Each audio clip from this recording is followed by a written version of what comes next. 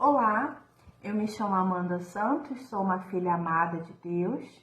Hoje eu vim compartilhar com vocês sobre Atos dos Apóstolos, capítulo 15, a parte 1 de 3 desse capítulo. A parte 1 fala sobre o Concílio de Jerusalém. No verso 1 começa assim: Alguns homens desceram da Judeia para Antioquia e passaram a ensinar os irmãos: se vocês não forem circuncidados conforme o costume ensinado por Moisés, não poderão ser salvos.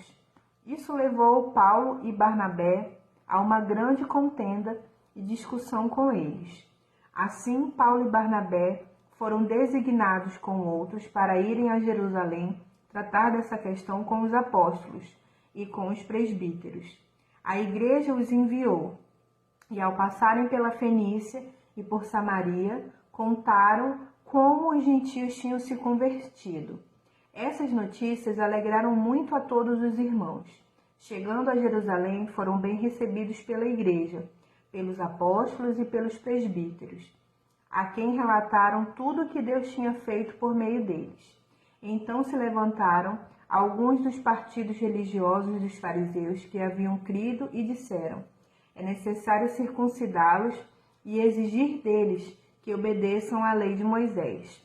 Os apóstolos e os presbíteros se reuniram para considerar essa questão. Depois de muita discussão, Pedro levantou-se e dirigiu-se a eles: Irmãos, vocês sabem que há muito tempo Deus me escolheu dentre vocês para que os gentios ouvissem de meus lábios a mensagem do Evangelho e crescem.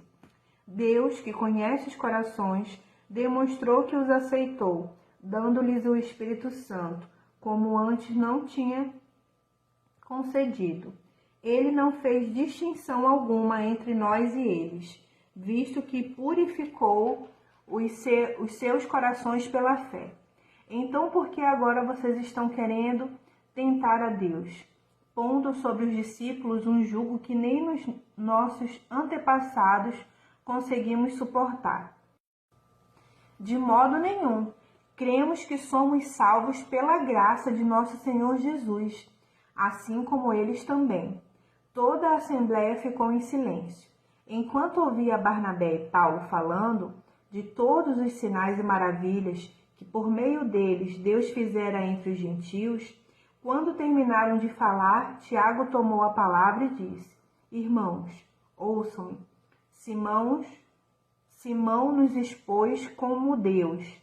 No princípio, voltou-se para os gentios, a fim de reunir-se dentre as nações um povo para o seu nome.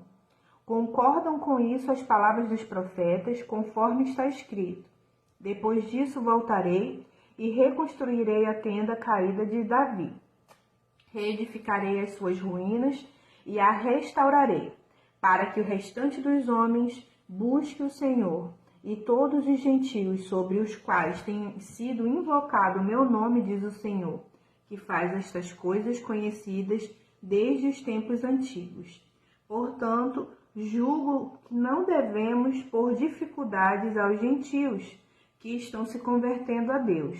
Ao contrário, devemos escrever a eles, dizendo-lhes que se abstenham de comida contaminada pelos ídolos, da imoralidade sexual da carne de animais estrangulados e do sangue.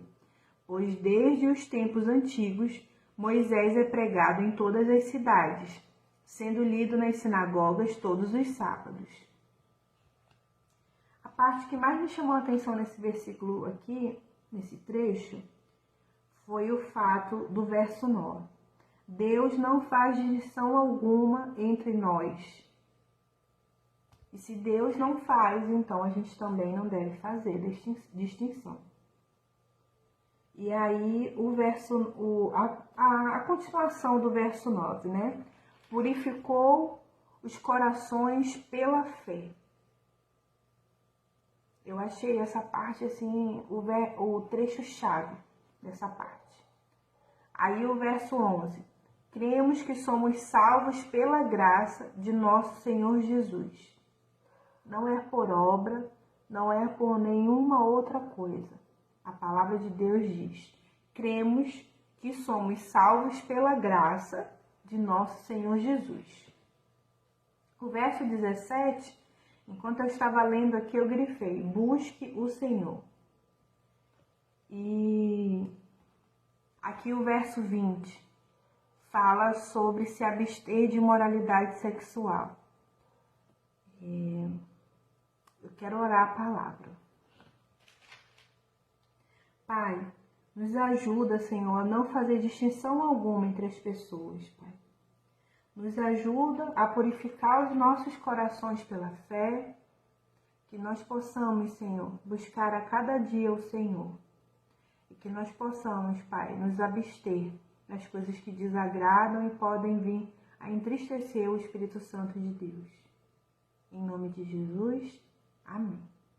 Deus abençoe você.